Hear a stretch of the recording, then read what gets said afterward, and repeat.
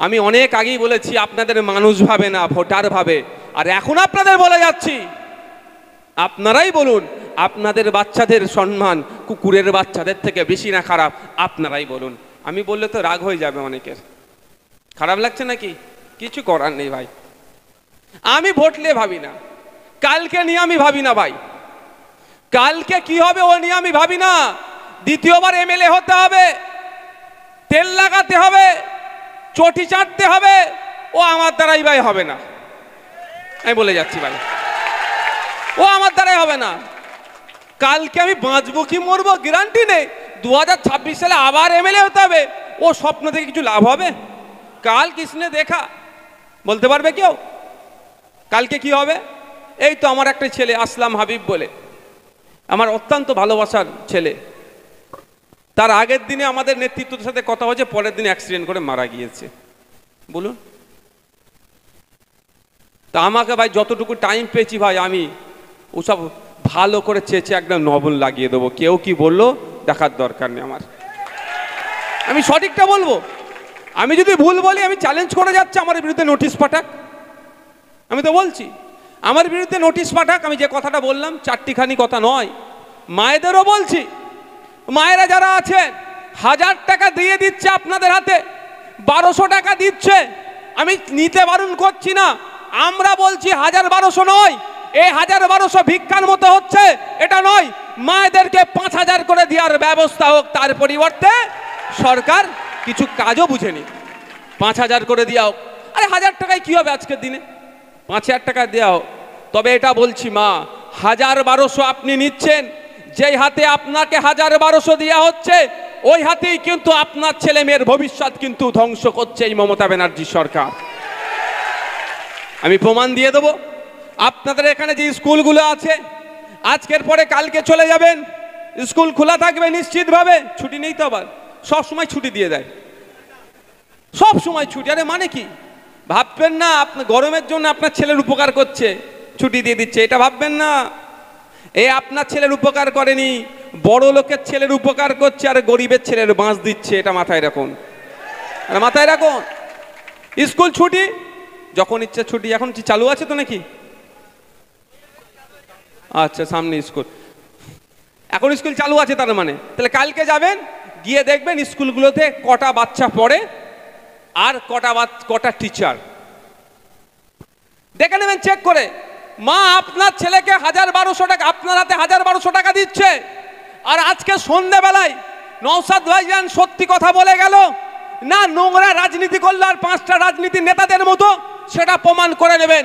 বাড়ি যাবেন, ক্লাস 5-6 বাচ্চাটাকে আপনি ডাকুন, তাকে বলুন, এই তুই 5-6 পড়িস, ইংলিশে তোর নাম, তোর বাপের নাম, তোর মায়ের নাম, কোন ক্লাসে পড়িস, কোন স্কুলে পড়িস, তোর ঠিকানা এতটুকু লিখে দে।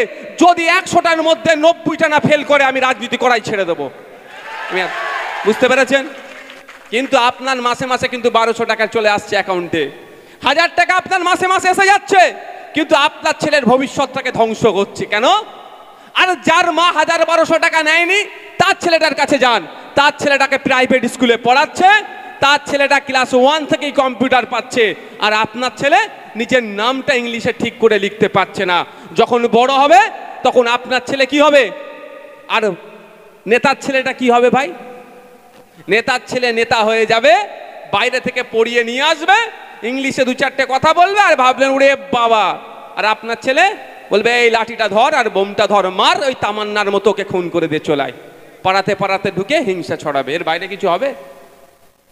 জান না, ক্লাস 3-4 বাচ্চাদের আজকে মায়েরা চেক করে নেবেন, দিতে হলেও কিছু করার নেই, বলতে হবে ভাই, ভোট দেন আর না দেন, বলার সুযোগ পেয়েছে, ওটা শুনে নেন আপনারা।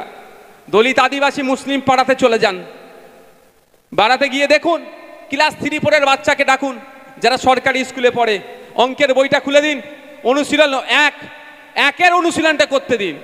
জুলাই মাস চলছে তো, জুলাই মাসে 2 তারিখ, অর্ধেক তো ক্লাস হয়ে গিয়েছে প্রায়, একের অনুশীলনটা খুলে দিন, খুলে দিয়ে বলুন বাবা একটু অঙ্কটা করে দিত।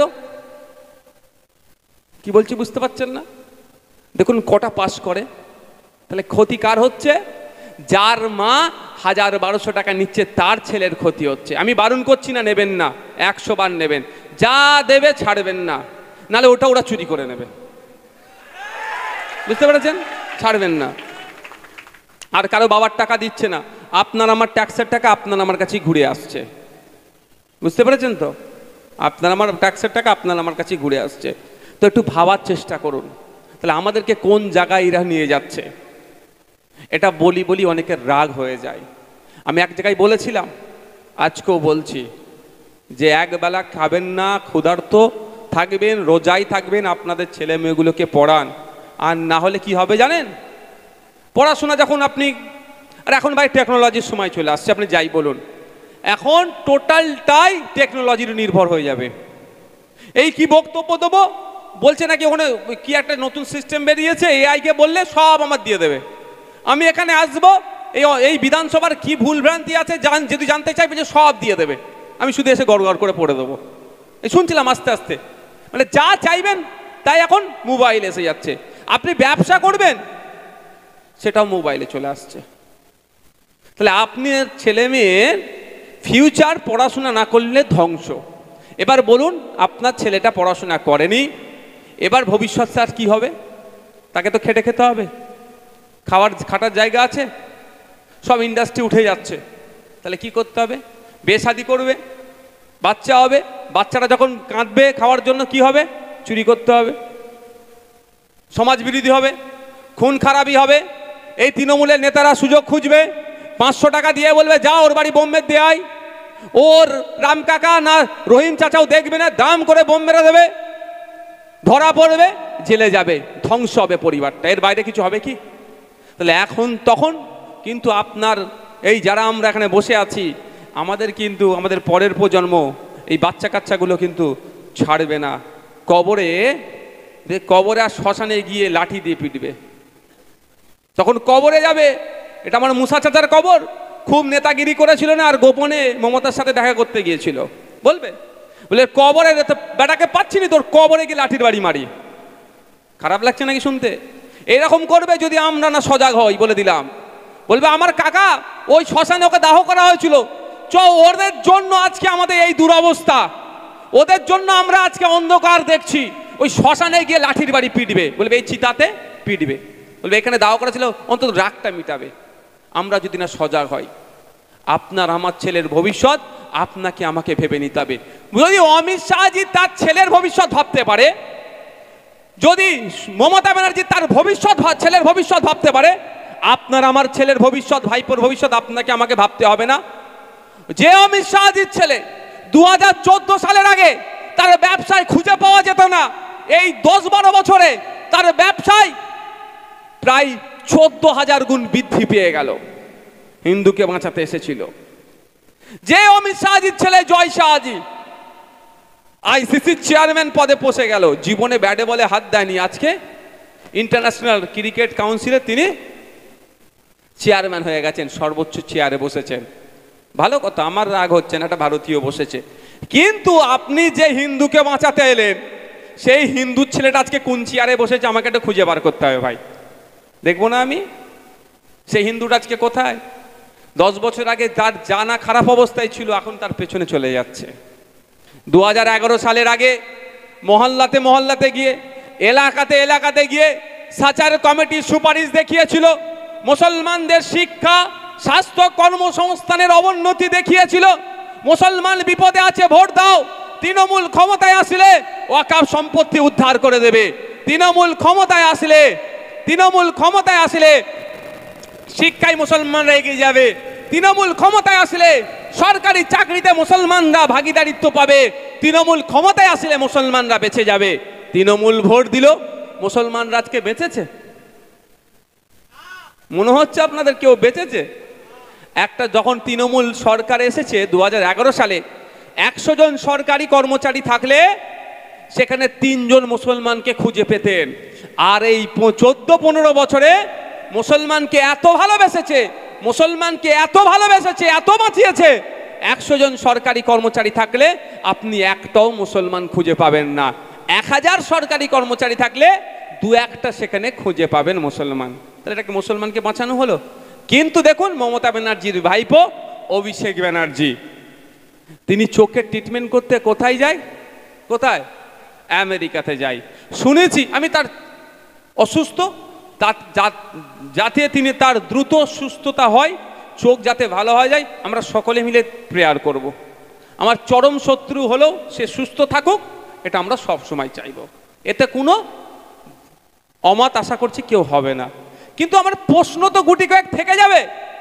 আমার পাড়ার ছেলেটার অর্থের অভাবে চোখের ছানি কাটাতে পারছে না, আর মমতা ব্যানার্জির ভাইপো, যে মমতা ব্যানার্জি 2011 সালে আগে আপনাকে বাঁচাতে এসেছিল, আপনার চোখের ছানি অপারেশন এখন করতে পারছেন না, আপনাকে বাঁচাবার নামে ভাইপো চলে যাচ্ছে আমেরিকাতে চোখের ট্রিটমেন্ট করতে। যেই হসপিটালে, যে প্রতিষ্ঠানে ট্রিটমেন্ট করে, তার ফিস শুধু শুনেছি 1 কোটি টাকা। ক টাকা? 1 কোটি টাকা শুধু ফিস, ঔষধ নিন না। আমরা তো ট্রিটমেন্ট করতে যাই, 200 টাকা, 250 টাকা, 400 টাকা ফিস দিতে হয় না? তারপরে তো এক গাদা ওষুধ আসে।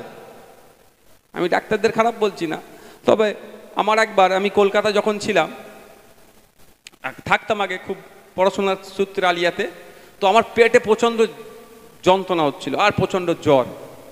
তো আমি কলকাতার কোনো এক বেসরকারি হসপিটালে নিয়ে গেছি আমাকে। একটা গল্প তাহলে শুনবেন ভাই, এই প্রসঙ্গে সেটা শুনুন।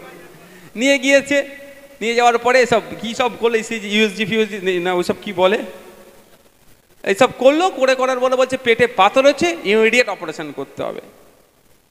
তো আমার আপারা ভাইয়ারা আমাকে তো খুবই ভালোবাসে, বলতে ঠিক আছে অপারেশন হবে, চো একবার ঘর থেকে তোকে ঘুরিয়ে নিয়ে আসি। সবই আল্লাহ পাকের ইচ্ছা।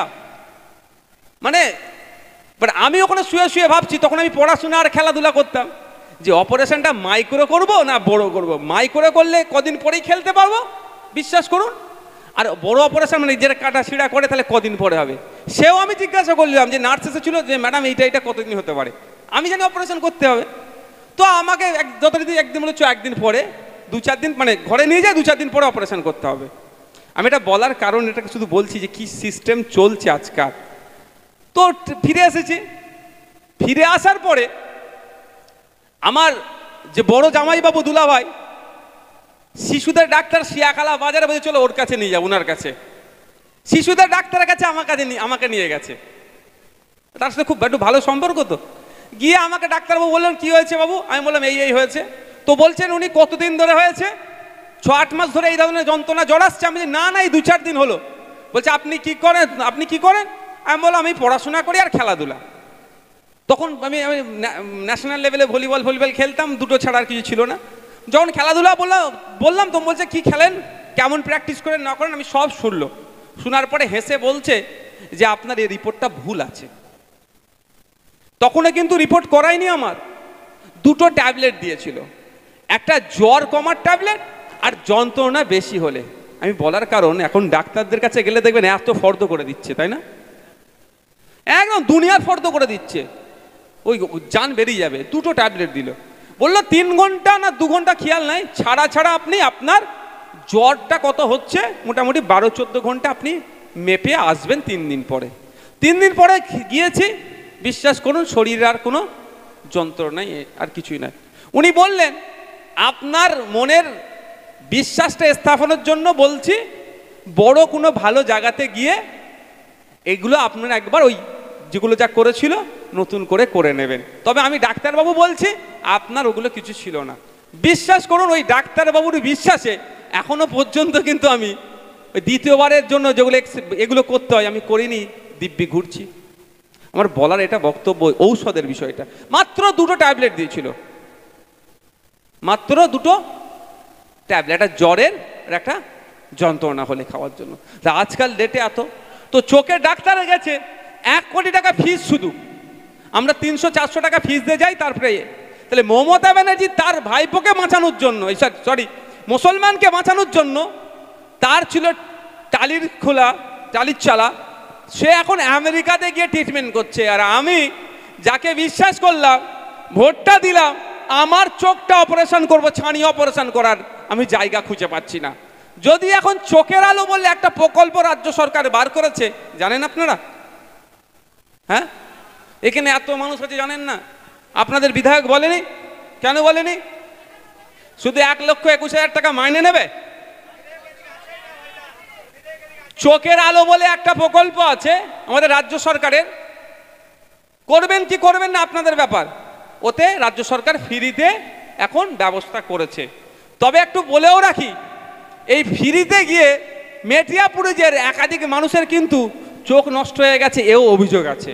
আমি শুনিয়ে দিলাম ভাই, তখন বলবেন না ভাইজান আপনার কথা শুনে চোখের আলোতে অপারেশন করিয়ে আমার অমুকজন অন্ধ হয়ে গেছে। কারণটাও বলছি, যে ড্রপগুলো দেওয়া হয় একটু দামি ড্রপ দিলেই ওগুলো আর হয় না ক্ষতি। মানে ওখানেই এত বড় অসভ্য বর্বরের দলেরা মানুষের চোখ, এত গুরুত্বপূর্ণ বিষয়, সেখানেও ডুপ্লিকেট মাল ভরে দেয়। বুঝে আসছে ভাই কার হাতে আপনি দায়িত্ব দিয়েছেন আপনি, যে বিজেপির হাত থেকে বাঁচতে হবে, সম্প্রীতি ঐক্যের সাথে বাঁচতে হবে, তাই না? কিন্তু যাকে দায়িত্ব দিয়েছেন সেই তো শুভেন্দু অধিকারীকে রাতে হয়তো ফেস টাইম করে বলছে তুই রাত্রিরে কালকে এই কথাগুলো বলবি, তারপরে প্রেস কনফারেন্স করে আমি এই বলবো, মানে যুক্তি করে সাপ হয়ে কামড়াচ্ছে আর ওজা হয়ে ঝাড়ার চেষ্টা করছে। নাহলে বলুন, শুভেন্দু অধিকারী যেভাবে রাত দিন হিংসাত্মক কথা বলে বেড়াচ্ছে রাজ্যে, যে কোনো টাইম আমাদের সম্প্রীতি বিনষ্ট হবে না, আমাদের ঐক্য বিনষ্ট হবে না, হিন্দু মুসলমানের মধ্যে সমস্যা বেঁধে যাবে না, মাদ্রাসা মসজিদ ওয়াকাফ সম্পত্তি আপনার বাংলাদেশি বলে জিহাদি বলে যেভাবে গালাগালি করছে, ধরে তো এতক্ষণ জেলে রাখা দরকার শুভেন্দু অধিকারীকে। মমতা ব্যানার্জি করেছে? কেন করেনি?